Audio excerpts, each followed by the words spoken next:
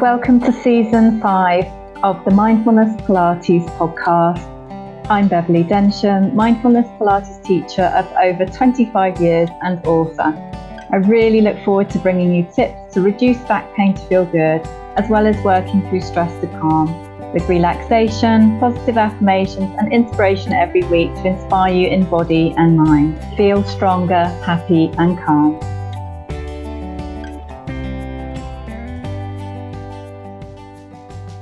So welcome to today's podcast. How are you doing? And today's podcast is about anxiety, panic attacks, and of course, stress to calm. So the word anxiety and anxiety has been coming up more and more lately.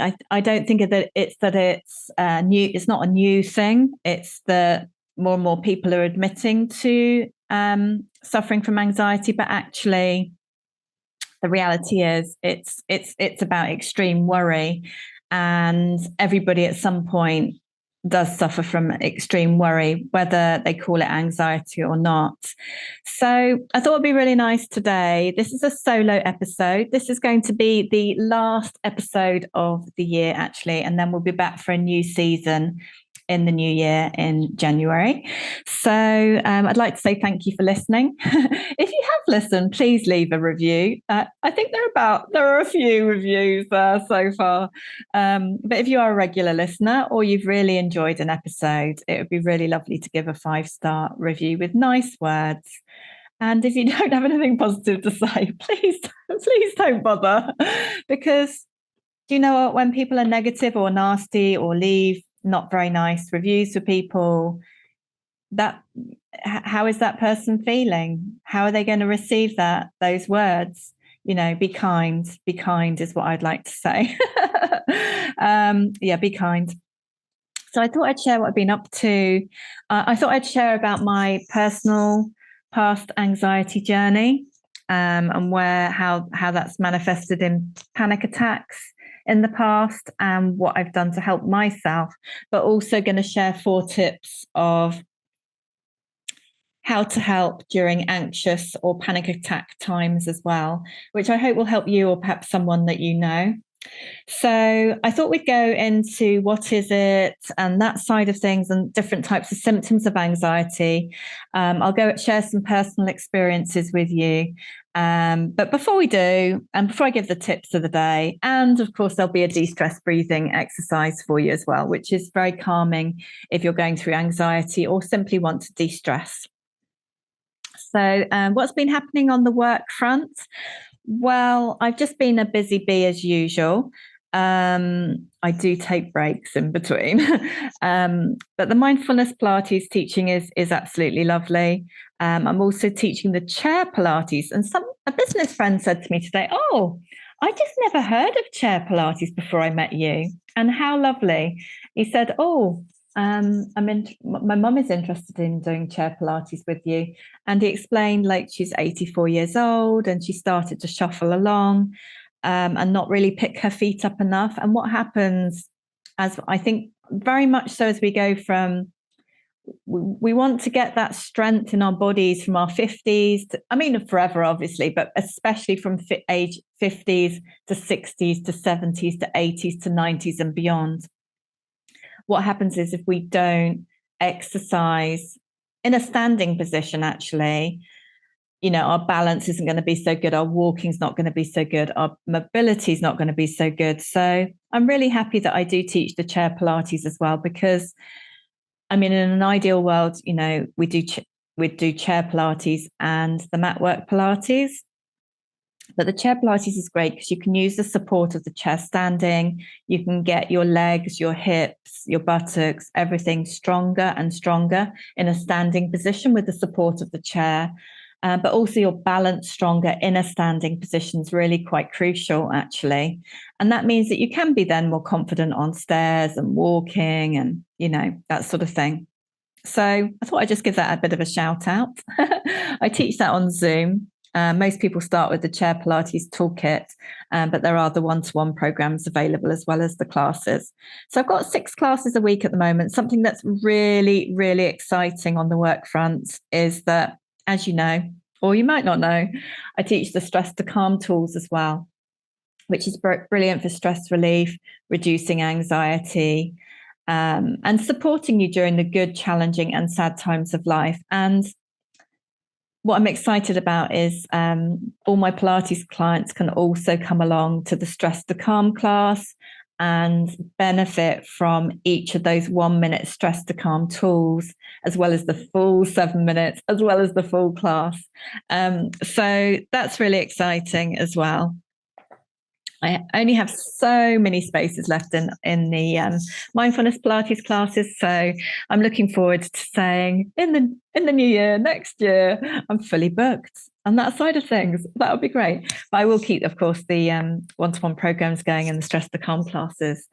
So some people are coming wanting their parents or mum to come along because of osteoporosis and not being quite as mobile as well. And some are coming along because they just know they need to do something for their mental health, their stress levels, and their body, or they're not able to do high impact, exercise anymore, such as running, and they're finding other alternatives, say, to do alongside walking, and other passions in life. So that's really rewarding too.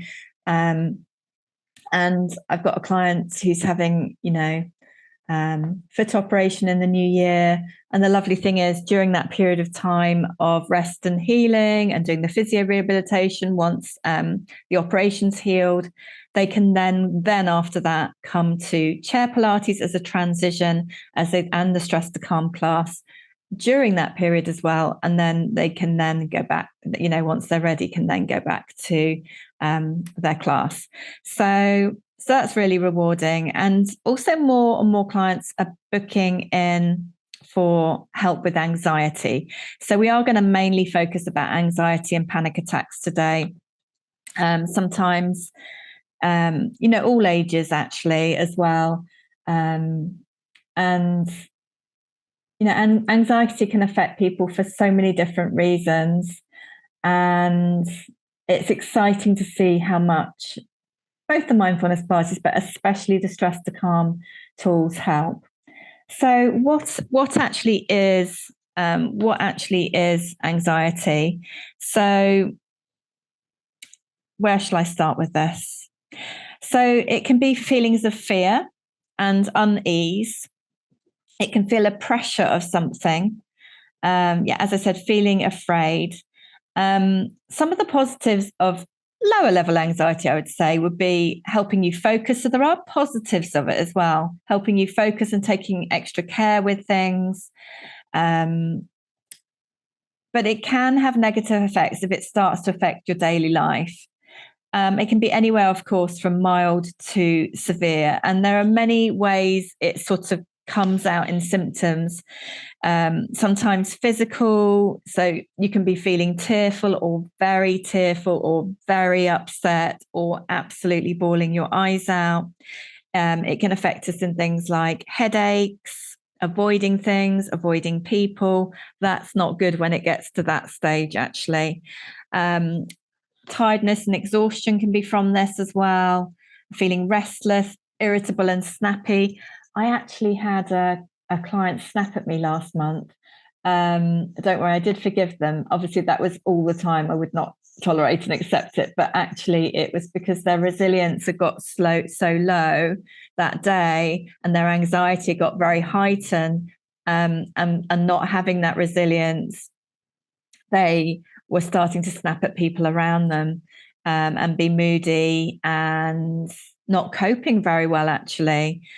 And the amazing thing was, after they did literally just the stress to calm tools, they felt calmer and they felt better, and they were back to being their usual lovely self. But also there was pain going on in the back muscles. But this pain actually was stress related. It wasn't, a deep structural, complicated thing going on, but it was causing pain. And that pain was actually, stress related. So by the time they finished their stress to calm class, that pain had gone. They did do a few little desk stretches in that as well, but actually I think it was mainly the stress relief of the stress to calm tools overall. So sometimes pains can manifest. Obviously, it's always important to check with a GP doctor, if there is, a pain going on, because pains can come from different root causes. On that day, it was just muscular pain. Not good though. Other physical pains can be feeling shaky, very nervous and shaky, dizzy, sweating, not able to concentrate very well, trouble sleeping. Now, this one seems to be, one of my new clients. I'm very excited to work with her. Is having real trouble sleeping, actually sleeping late, broken sleep, waking at like 4 a.m., not going back to sleep until like 6 a.m. or more, and, not getting enough sleep. So, not just trouble sleeping, but waking, disrupted sleep, worrying and anxious in the night, and the list goes on really. So I'm very excited to work with that client, actually. One of the clients I did work with earlier in the year, she's now sleeping 3 hours more a night. Woohoo! No more leg cramps and pains in the night in the physical body. Sleeping longer, better, and is actually pain-free in her body now. I'm practicing the Pilates and stress to calm tools daily, which is really lovely. Very rewarding to hear. I'm going to get her exact words on her interpretation of that soon, so I'll report back on a future episode for you. Yeah, extreme worries about the past, the future, that something bad will happen, and most of the time it doesn't.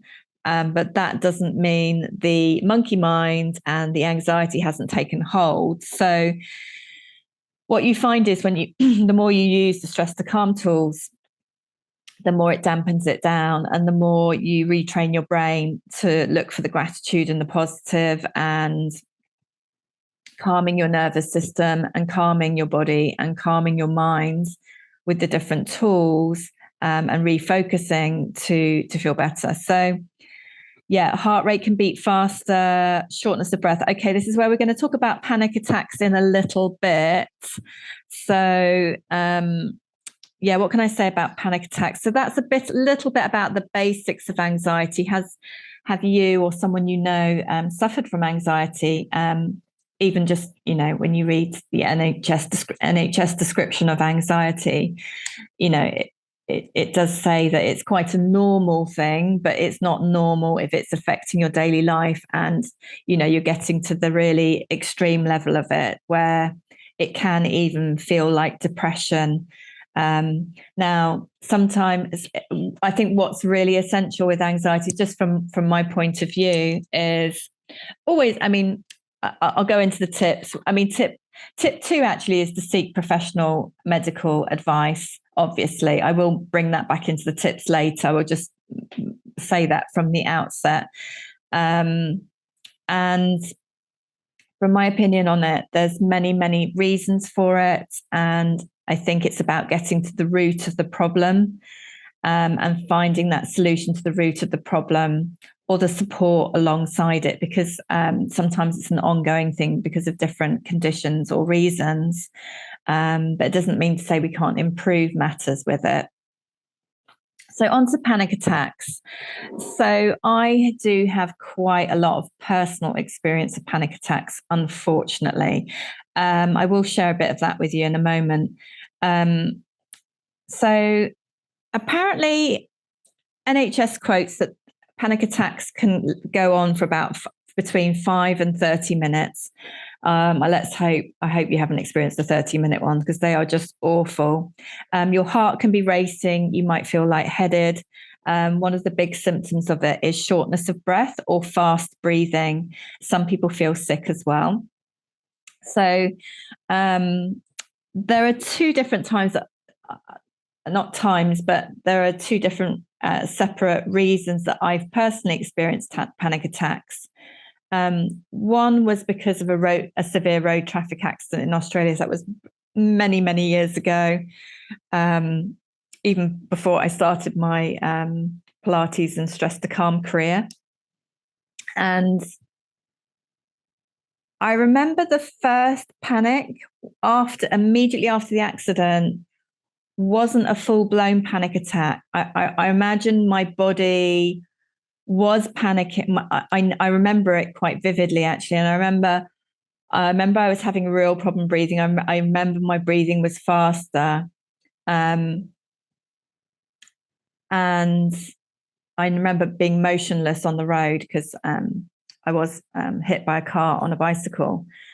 But the actual panic attacks started to happen after post-traumatic stress disorder kicked in afterwards, and having flashbacks of the accident with things that would trigger me.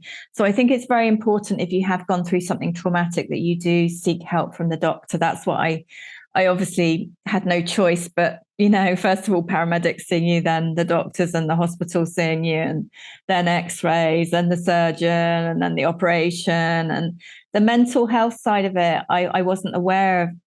I think when I was younger, nobody talked about mental health. Nobody talked about anxiety. Nobody talked about what on earth maybe a panic attack was. There was no education in school whatsoever, or from my family about any such things. So it was quite a shock when I started to understand that. And it did go into depression as well afterwards. So my first tip, as I said, is to seek the medical advice. I mean, sometimes it's immediate, that medical advice, because of it being an emergency. But sometimes it's not, and you've got to be brave and ask for that help. I was really struggling on and off with the panic attacks, and they would be so severe that I got referred to see a psychologist and have some CBT, cognitive behavioral therapy as well. And I saw a different therapist because that didn't fully clear the panic attacks. So certain things would trigger me, like seeing a cyclist not wearing a helmet. I'm sure the helmet partly saved my life that day, because that was the first impact of the accident. And by seeing the right therapist, that then helped me heal those panic attacks. I remember not being I started driving once, and I had to pull over on the hard shoulder, which obviously you're really not supposed to do, but I just got triggered when I was driving, and I wasn't safe enough to drive, and wasn't getting in the right state. So, and that also led into a lot of crying as well with it. And that makes you feel really upset. It makes you feel really low, and it's a really horrible place to be. And last year and this year, I have had a few panic attacks as well, and they've been very severe, very fast breathing, like you're gasping. It's like your whole body's taken over by this tsunami of panic, and crying and panic, and not calm breathing at all. And the important thing, I think, to do, if possible, is to get to the root of the problem of why it's happening. So I won't particularly share on this episode of why those panic attacks did happen with me, and that extreme anxiety. And actually, a few times I would call it situational as opposed to ongoing every day, all day. It's situational, and some moments of depression with it, where there's an underlying tearful in between the panic attacks, but it's not actually full-blown depression where it's every day, all day long. So it's also really worth seeking professional support and support from friends and family as well. I'll go through the main tips, though, and the order that I think is important with it in relation to panic attacks. So let's go into the tips, I think. Anything else to say about panic attacks? So something that the NHS on their website say is, then panic attacks aren't dangerous, as in, I don't know if that's the exact words they use, but they're not going to hurt you. They're not going to harm you, is kind of what they say. But they are very frightening, and you know, they feel awful. They just feel completely awful. I think they make you feel completely demoralized. They can make you feel very low, especially if you're crying a lot with it as well. I think if you haven't got anyone there as a human to support you, that can make it worse as well, because you feel very alone. Mine have all been alone. Actually, no, there was one where somebody did help me on the roadside. Actually, a very kind cyclist did help me last year. Don't know who that cyclist was, but thank you for stopping and helping me, and sitting with me until it subsided. In fact, my mum was on the telephone at that time. And this year, the few times it's happened, it's been very tough actually, and to the point of that depression where you feel so upset and sad and tearful and low. And the thing, once you can calm your breathing down, you can start to pull yourself together, and you can start to change your mental and emotional state to a better place.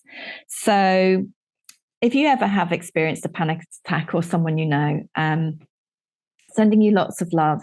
And here's a few tips that I found have helped. The first thing I would say is to breathe. Now, this might sound really funny because obviously often it's a bit of a hyperventilation, very panicked, and there's this gasping for air, and this really does not help our physical or mental or emotional state. It really doesn't. And we just need to calm ourselves down. If you have got somebody there in the vicinity that can just be with you or hold your hand, just so you know you're more supported, then obviously that's great. But if you haven't, just gradually let your breathing slow down. Just let it slow down. Sit down or lie down propped up and just let yourself calm down. Just let yourself calm down. Let the breathing calm down.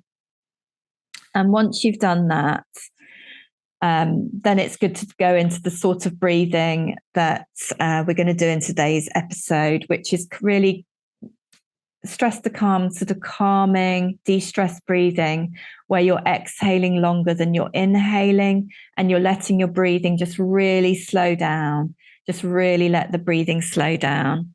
So, for example, in for 1 and out for 2, really calmly. But you don't want to do this in a gasping, panic attack type way. You just want to gradually let your breathing go back to its natural pattern, and being able to get to the point where you can just breathe in and out through your nose.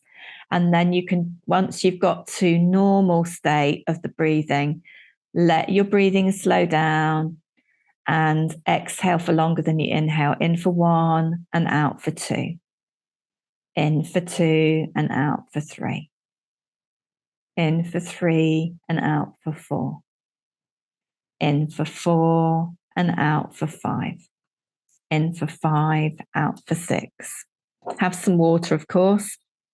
So number 1, you've got to get your breathing sorted to be able to talk to somebody to get some more help, really. Or if you can get immediate help, I would recommend that. Even if you can just get somebody you really trust and feel really comfortable with, and they can see you in your worst possible place, as in how you are at that moment, and you don't mind. I know it is vulnerable, and it is embarrassing sometimes. But we have to find that strength to get that support. So number 2 or number 1, depending on, if you can be brave enough, or you're up to just getting someone on the phone just to be there with you or in where you are, great. Or once you've calmed down, tip 2, talk to someone you trust, because this didn't happen for no reason. There's a problem going on. And so you talk to a trusted friend, a trusted family, or maybe there's a deeper rooted issues. There might be deeper rooted issues going on, that, to get some talk to your GP and actually get some professional mental health support. That can be so. Tip 3, actually. So sorry, that's tip. Yeah, tip 2. That is tip 2. So you might be the doctor. Might be a psychologist by the doctor. It might be a psychiatrist. Malvika in the previous episode talked about seeing a psychiatrist. I talked about seeing a psychologist, and today obviously talked about seeing a therapist who helped get to the root cause of those panic attacks after that accident, and I didn't have them anymore then. But then I did get them on later on in life for different reasons. So once again, it's about getting to the root of those. You might find it useful to see a coach, like my sister Julie New is a very, very good grief recovery coach. Helps with divorce, separation, and severe illness. That can be really useful. You might need to talk to your accountant, because there can be different root causes. You might want to talk to a financial coach, such as Amanda Edwards is a really good financial coach. So there's lots of different, professional help that we can get for different things. So tip 3, anything else on that one? That's it for today. And obviously for everyday support, or if there's ongoing anxiety type things, I can help you too with the mindfulness Pilates or the stress to calm teaching, or both as well. So the next tip is, we'll go for 4 tips today, I think. So tip 3 is go for a walk. Pretty basic. I know it sounds basic, but go for a walk, get out in nature. Once you feel comfortable and okay again, or go with someone else to make you feel better. Friends, family, someone you trust. And get some exercise. Mindfulness Pilates, of course, is amazing exercise as well.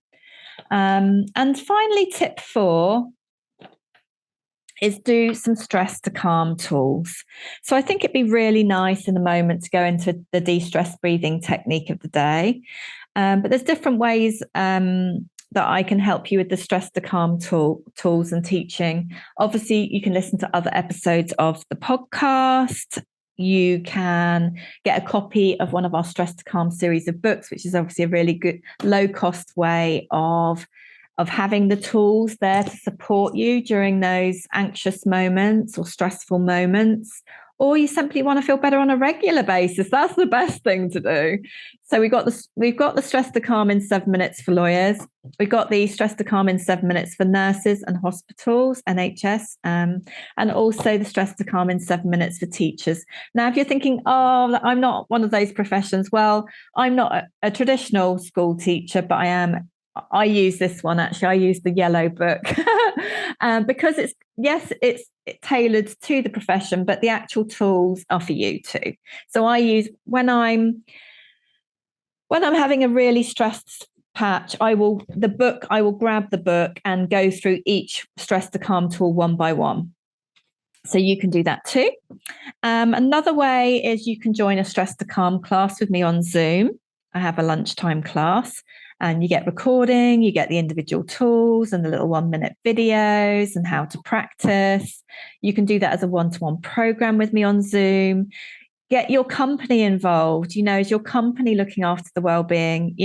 I can help with that too, with a well-being stress management workshop for your team, wherever you are in the world, actually, on Zoom.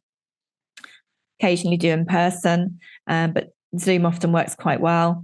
Webinars as well. I do stress to calm, stress management, wellbeing webinars, inspirational talks, sometimes for associations. But you can also provide your team with one-to-one support with me with programs, as well as your team with programs or the workshops. So that's a few ways I can support you there, but I hope the podcast is supporting you in the meantime. So we're going to go into positive affirmation of the day, and then into today's, it's going to be an interesting one, this one. And then we'll go into today's de-stress breathing technique for you to calm if you suffer from any anxiety, to help calm if you suffer from panic attacks, So let's see what the affirmation of the day is.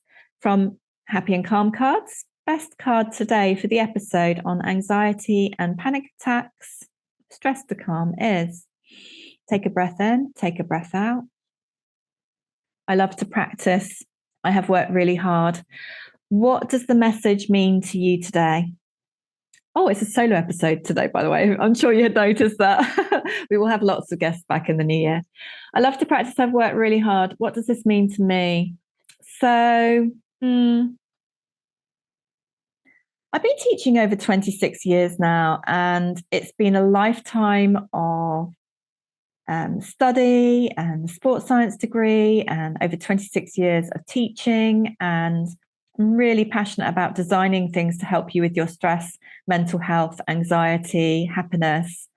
And I love making things up to help you as well that I tried and tested, or I've got some science and research behind them as well, many of them. But I think the biggest thing from this wisdom I can portray in today's podcast is to help our mental health. And if you are going through any anxiety, high stress, is to help yourself. You've got to practice regularly the tools to help yourself. So it's no good just doing it when you feel horrendous. You want to learn new habits and get practicing them regularly, like 1 minute here, 1 minute there. So, for example, as a starting point, you can do today's breathing. But remember, you can do today's breathing just for 1 minute.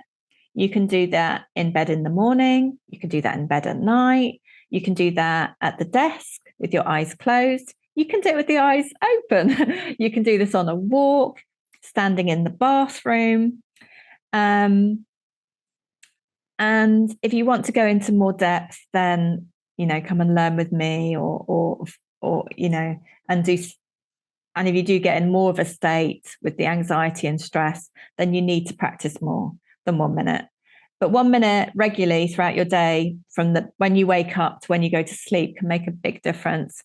But if you want to help yourself even more, then practice 7 minutes as a morning routine, or 7 minutes as an evening routine. Or if you do have a really nasty spell of anxiety, panic attack, high stress, I highly recommend doing the 7 1-minute tools in a row. So the 7 tools are starting off with the breathing and meditation, positive affirmations, neck and shoulder stretches, power stretches, which improve your posture, stretch out your chest and shoulders, strengthen your mid-back.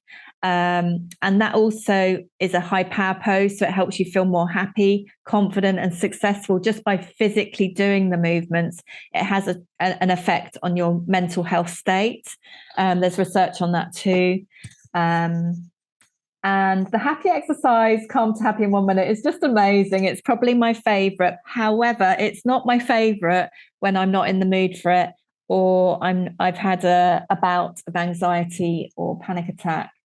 However, at that point, something that me and my co-author Janie Lee Grace say in our Stress to Calm series of books is happiness is a choice, and we can choose whether we want to stay as we are, or we can choose whether we grab something as a support and a toolbox to help us. When I do pick the calm to happy in 1 minute card in my deck of affirmation cards, or I've picked that page in one of our books, I know it's going to do me good, and I know I'll feel a bit better after, or a lot better after doing it. So I know it. So it's like it's a reward that it's going to help, kind of thing. Journaling is amazing. And also goal setting, visualization. And I think something that I find most exciting about the Stress to Calm teaching, and for myself, firstly, is that I know when I had some panic attacks a few times this year, that afterwards, once the breathing had calmed down, basically I was feeling at that point horrendous and tearful, still upset. But once the breathing had regulated, what I call to being able to breathe naturally in and out through your nose, at that point, I know that I've got those stress to calm 7 1-minute tools to support me. And I can go from feeling horrendous and low and upset and panic attack to feeling okay and hopeful and optimistic. And to go from that to that in 7 minutes, I think is quite a powerful thing to know that you've got that just to support yourself. You don't have to ask anyone else to help. Yeah, obviously it's nice to have someone there to make you a cup of tea, get you a glass of water, get your hot water bottle, hold your hand, be kind. But knowing that you are self-empowered to help yourself, I think is very powerful. Also, I think it's good that your friends and close family know that you've got that to help you too. And they can also say to you, are you going to do your stress to calm, tools to help you now? Because they know that's going to help you, and you can do that yourself and change how you are.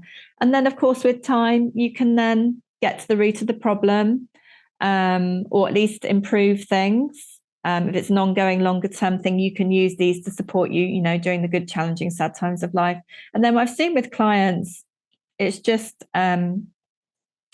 really powerful stuff. It's really powerful stuff. And I'm really, really grateful that Anna Illingworth, lawyer, asked me for help with her stress and her back pain. And I was able to do that and help her law firm too. But, so I will always continue to express gratitude to Anna for asking me for help with that, because that has led to a much more fulfilling career, because I don't think I would find teaching Pilates nearly as interesting as I do teaching it with the stress management side of things, because it means that clients get not just body effects and some de-stressing benefits, but massive, game-changing, transformational, life-changing support from the combination of all of it, or just the stress to calm. So I'm really babbling on today, sorry. So it's the last episode of the year. So let's go into today's de-stress breathing exercise for you, and enjoy this sitting, standing, lying down, but not driving. Okay, so welcome to the number 5 breathing exercise. You're going to sit or lie down, or however's comfortable for you. You're going to close your eyes. If you are sitting with good posture, so don't sit like a banana. You're going to sit nice and comfortably with your shoulders relaxed, happy shoulders, feet hip width apart, and just breathe and relax. Now allow yourself to let your breathing slow down. So you're just, to start with, going to breathe in for 1 and out for 1 a few times. So in through your nose and out through your mouth, relax. And just let your breathing slow down. Well done. And breathe into your tummy. So let your tummy rise and fall as you breathe in through your nose and then out through your mouth, relax. These are a few warm-up breaths. You're going to do 1 more. Just relax your shoulders, and again in through the nose and out through the mouth, relax. And now we're just going to gradually change the breathing, just very gently and slowly, and just let your breathing slow down. And you're going to breathe in for a count of 1 and out for a count of 2, relax. Well done. And then you're going to breathe in for 2 and out for a count of 3, relax. Well done. On the next one, you're going to breathe in for 3 and out for a count of 4, relax. This is like a reset. It's really calming on your nervous system. And now just relax the head, neck and shoulders. Well done. The next one, you're going to breathe in for 4 and out for 5, relax.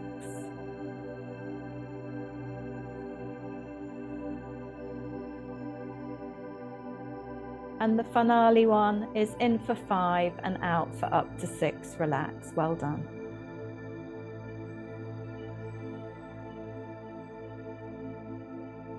Just going to do 1 extra one, in for 5, out for 6, relax. Relaxing your back, hips and thighs.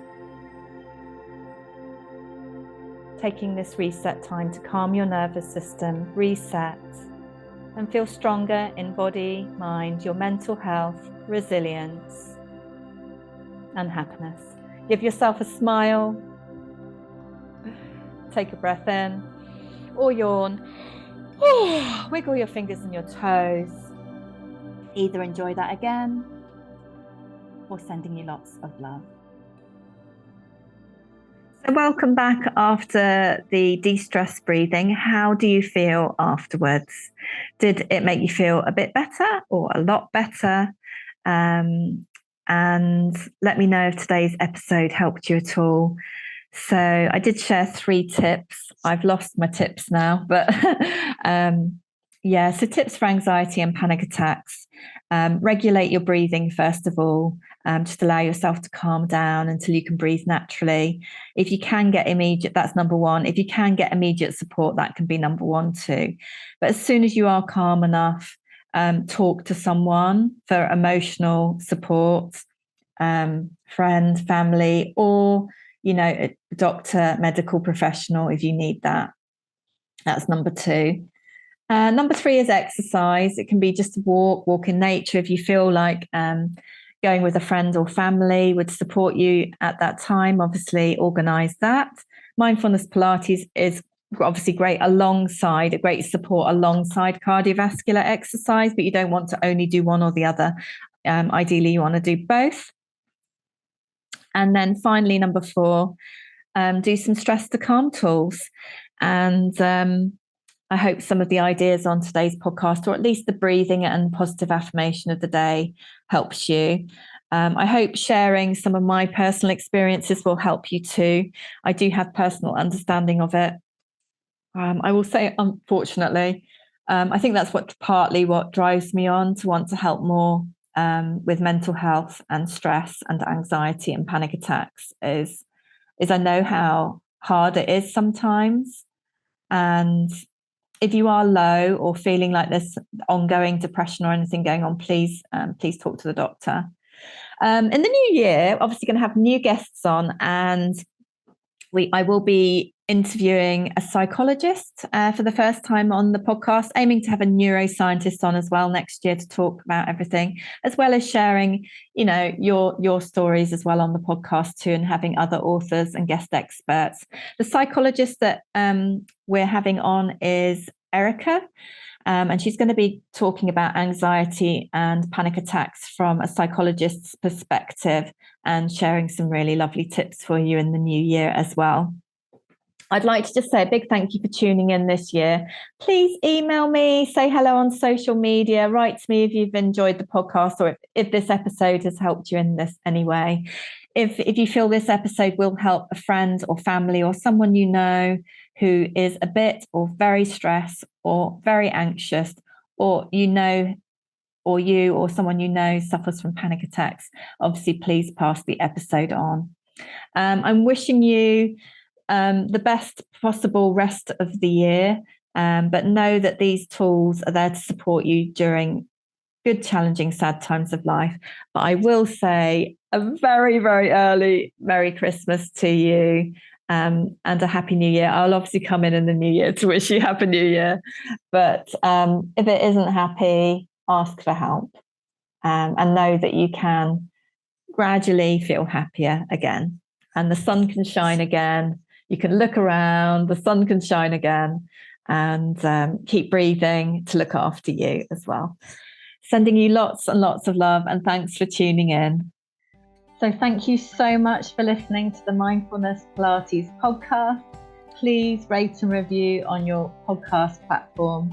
You can access the free healing meditation to reduce back pain to feel good in the 3-minute morning routine on my website. And you can book your Pilates tailored toolbox, one-to-one programs, of course the Mindfulness Pilates classes on Zoom, and also stress to calm workshops and programs on my website, or just get in touch at www.mindfulnesspilates.com.